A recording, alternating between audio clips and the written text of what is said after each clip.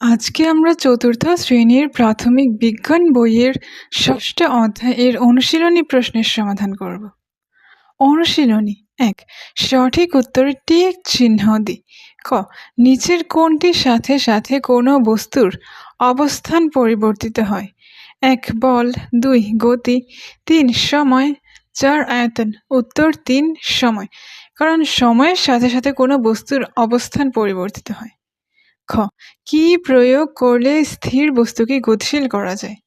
১, বস্তু, ২, বল, ৩, গতি, ৪, কোনোটিই নয়।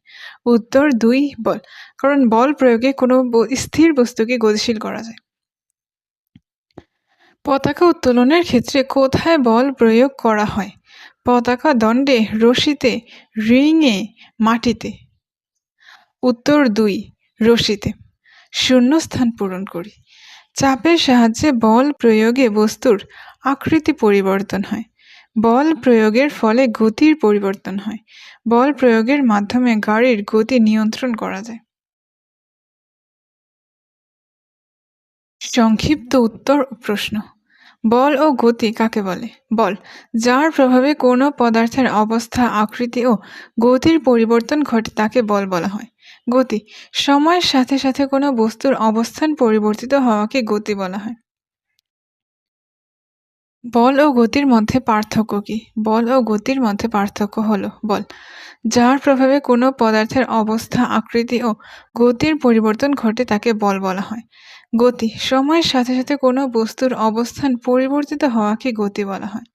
বল, বল বস্তুর গতি বাড়ায় বা কমায়। গতি, গতি বস্তু কত দ্রুত চলছে তা নির্দেশ করে। গ, কোনো বস্তুকে এক জায়গা থেকে অন্য জায়গায় সরাতে কি প্রয়োগ করতে হয়?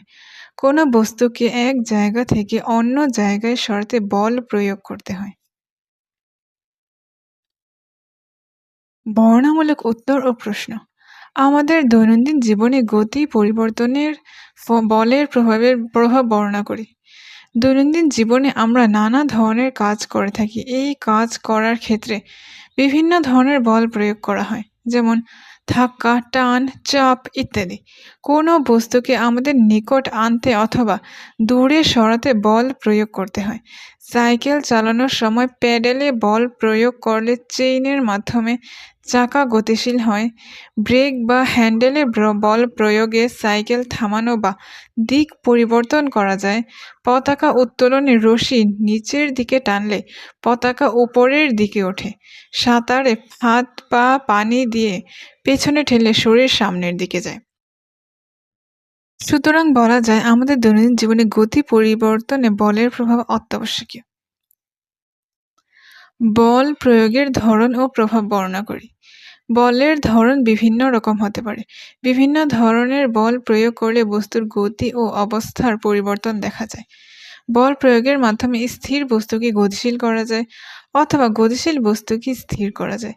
এছাড়াও বল প্রয়োগের মাধ্যমে বস্তুর আকার, আয়তন, আকৃতি ইত্যাদি পরিবর্তন করা যায়।